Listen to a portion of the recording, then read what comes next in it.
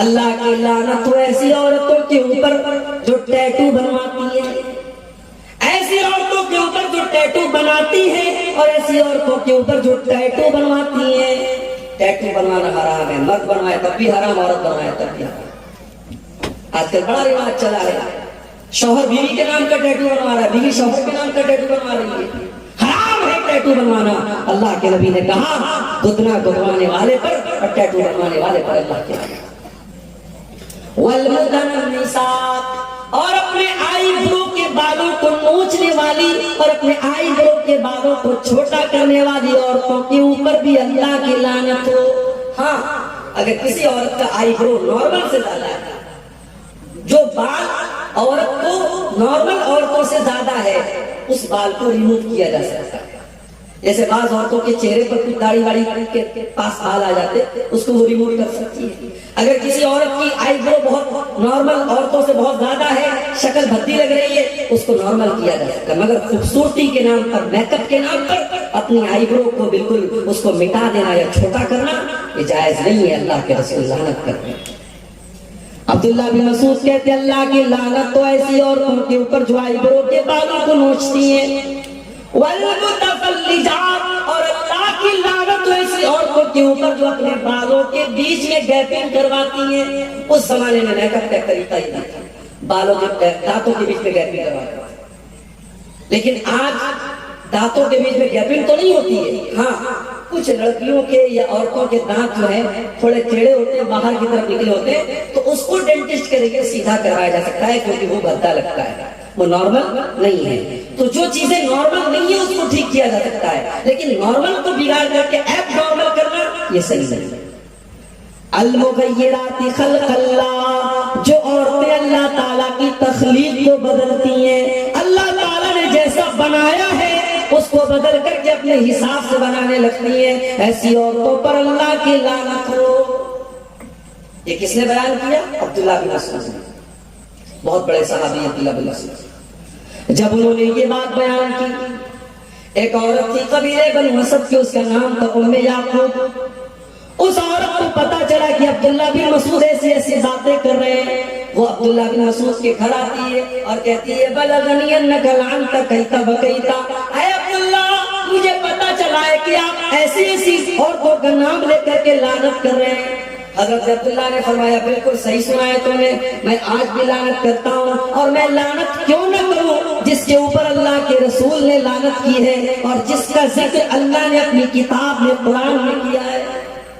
او میری پیاری ماں بہنوں، اب ذرا غور سے سننا، میں جو بات بیان کرنے جا رہا ہوں۔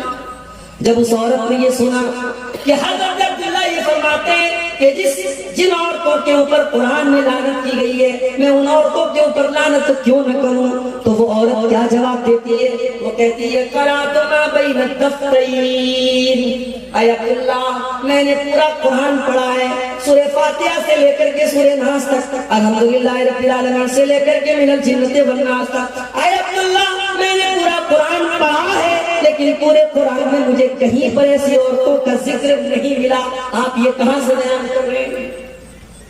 اس سے پتہ یہ چلا کہ وہ عورت قرآن کی حافظہ تھی۔ آج بہت مشکل ہے، لڑکیاں عام طور سے حافظہ نہیں بن پاتی، اور بہت ساری لڑکیاں حافظہ بنتی ہیں مدرسے میں، تو جب شادی ہوتی ہے سسرال میں جاتی ہیں، اپنے کچن کا کام کرنے میں، بچوں کو پالنے میں مگن ہو جاتی ہے، قرآن یاد کر کے بھول جاتی ہے۔ وہ عورت قرآن کی حافظہ تھی، قرآن کی عالمہ تھی۔ آج ہماری لڑکیاں کہاں ہیں، ہماری بیٹیاں کہاں ہیں؟ کل میں نے صدرپور کے جلسے میں کہا تھا، آج سون برسا میں بھی کہہ رہا ہوں، ہماری سرسابادی قوم میں مدرسے ماشاءاللہ بہت سارے کھلے ہیں، مگر سارے لوگ اپنی بچیوں کو مدرسے میں نہیں پڑھاتے۔ بہت سارے لوگ اپنے بچیوں کو اسکول میں پڑھاتے، کالج میں پڑھاتے ہیں، اور صحیح ہے، جائز ہے، حرام تو نہیں ہے، پڑھا سکتے ہیں، ضرورت ہے کہ ہر آدمی اپنی بچی کو مدرسے میں ڈالے۔ مگر جو لڑکی آپ کی اسکول میں جا رہی ہے، کالج میں جا رہی ہے، مجھے بس ایک سوال کا جواب دے، اس لڑکی کو دین کون سکھائے گا؟ وہ لڑکی کسی حافظ جی کے پاس جا کر کے قرآن پڑھ لے گی تو اس سے دین تو نہیں سیکھے گی، دین کہاں سیکھے گی وہ؟ مجھے لوگوں نے بتایا کہ ہمارے علاقے میں عیدین کی نماز میں عورتوں کا انتظام نہیں ہوتا، عیدگاہ میں عورتوں کا انتظام نہیں ہوتا، مسجدوں میں نے دیکھا 90% مسجدوں میں جمعہ کی نماز میں عورتوں کا انتظام نہیں ہے. آپ کی عورتیں دین کہاں سیکھیں گی میرے بھائی؟ جلسے میں سیکھیں گی. جلسے میں دین کم سیکھتی ہے، مارکیٹنگ زیادہ کرتی ہے. پنڈال کے نیچے عورتیں کم ملے گی، بازار میں دکانوں پر زیادہ ملے گی. جلسے میں تو انٹرٹینمنٹ زیادہ ہوتا ہے، منورنجن زیادہ ہوتا ہے، دین کم لوگ سیکھتے ہیں. اس لیے میں بڑے صاف الفاظ میں کہتا ہوں، اگر اپنی قوم کی بیٹیوں کو بچانا ہے، ہر مسجد میں جہاں جمعہ کی نماز ہوتی ہے آپ قدم آگے بڑھائیے اور عورتوں کا انتظام کیجیے. اللہ نے اگر ایک فلور بنانے کی طاقت دی ہے، تھوڑی ہمت دو. اور میں جانتا ہوں سیمانچل کا یہ علاقہ پچھڑا علاقہ مانا جاتا ہے، مگر جب جو خرچ کرنے پر آتے ہیں 6-6 لاکھ روپے کے جلسے میں پنڈال بنتے ہیں. ابھی کہیں پروگرام ہونے والا ہے، سنا کہ 6 لاکھ کا وہاں پنڈال بن رہا ہے.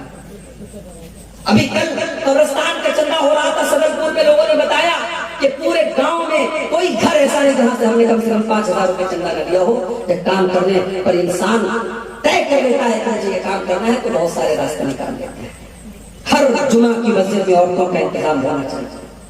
آپ کے گھر کی عورتیں جب جمعہ کے خطبے میں جائیں گی، سال میں 52 جمعہ کا خطبہ ہوتا ہے، جب جمعہ کے 52 تقریریں وہ سنیں گی، انشاءاللہ وہ دین کی سمجھ ان کے اندر پیدا ہوگی اور بہت سارے فتنے ختم ہو جائیں گے. اسی طریقے سے عیدگاہ میں اور عید کی نماز میں بھی آپ عورتوں کا انتظام کیجئے، پردے کا بیچ میں انتظام کیجئے، پنڈال لگوائیے، کچھ بھی کیجئے، مگر آپ عورتوں کا انتظام کیجئے. اگر نہیں کرتے ہیں تو بند کر دیجئے اپنے آپ کو اہل حدیث کہنا. اہل حدیث صرف آمین زور سے بولنے والے کا نام نہیں ہے. اہل حدیث صرف سینے پر ہاتھ مارنے والے کا نام نہیں ہے. اہل حدیث اس کو کہتے ہیں جو قرآن و حدیث پر چلنے والا ہو. اگر آپ کی عورتیں عیدین کی نماز میں ان کے لیے آپ نے انتظام نہیں کیا ہے، اللہ کے آپ کو جواب دینا پڑے گا. آپ نے کیوں انتظام کیا؟ وہ عورت، اس کا نام ام یعقوب تھا، اس نے کہا عبداللہ میں نے تو پورا قرآن پڑھا ہے، پورے قرآن میں میں نے کہیں پر بھی ان عورتوں کا تذکرہ نہیں پایا جن عورتوں کا نام لے لے کر کے آپ لعنت کر رہے ہیں. حضرت عبداللہ نے فرمایا اگر تم نے ڈھنگ سے قرآن پڑھا ہوتا تو ضرور تجھے مل جاتا. کیا تم نے قرآن کے اندر یہ آیت نہیں پڑھی؟ وَمَا آتَاكُمُ الرَّسُولُ فَخُذُوهُ وَمَا نَهَاكُمْ عَنْهُ فَانْتَهُوا. میرا نبی تم کو جو دے دے لے لو، اور میرا نبی جس سے منع کر دے رک جاؤ. اے خاتون، میرے نبی نے ایسی عورتوں کا نام لے کر کے لعنت کی ہے. جب میرے نبی نے لعنت کی ہے تو سمجھو اللہ نے لعنت کی ہے، کیونکہ اللہ کہہ رہا ہے میرا نبی جو دے دے لے لو، میرا نبی جس سے منع کر دے رک جاؤ. کہتی ہے ہاں اب آپ کی بات سمجھ ہے. اس کے بعد وہ عورت کہتی ہے اے عبداللہ مجھے پتا چلا ہے آپ کے گھر کی عورتیں بھی ٹیٹو بنواتی ہیں، مجھے پتا چلا ہے آپ کے گھر کی عورتیں بھی آئی برو سیٹ کرواتی ہیں. حضرت عبداللہ نے کہا جاؤ میرے گھر کی اگر کسی عورت کا تمہیں یہ عمل مل جائے تو آ کر کے مجھے بتاؤ. وہ عورت گھر میں جاتی ہے. پتہ یہ بھی چلا نبی کے دور میں تقریر کرنے والے کا اپنا عمل بھی تقریر کے مطابق ہوتا تھا. آج اللہ معاف فرمائے باتیں بہت بڑی بڑی ہیں، مگر جب اندر جھانک کے دیکھو تو پتہ لگتا ہے کہ صرف باتیں ہی باتیں ہیں، عمل بڑا کمزور ہے. حضرت عبداللہ نے چیلنج دے کر کے جاؤ اگر میری کوئی بیوی اگر یہ کام کرتے ہوئے پائی گئی میں اپنے ساتھ اس کو نہیں رکھوں گا. عورت اندر سے آتی ہے کہتی ہے معافی چاہتی ہوں، معذرت چاہتا ہوں، آپ کے گھر کے بارے میں غلط رپورٹ ملی تھی. کہا اگر میری کوئی بیوی ایسا کام کرتی نا تو میں اس کو اپنے نکاح میں باقی نہ رکھتا، کہ وہ عبداللہ کی بیوی نہ ہوتی، میں اپنے گھر میں ایسی عورت کو نہیں رکھ سکتا. تو میرے بھائیوں، میری ماں اور بہنوں، یہ تیسرا کام ہے جس کے کرنے والے پر اللہ کے رسول نے لعنت کی ہے. جو عورتیں گدنا گدواتی ہیں، ٹیٹو بنواتی ہیں یا آئی برو سیٹ کرتی ہیں، ایسی عورتوں پر بھی اللہ کے رسول نے لعنت کی ہے.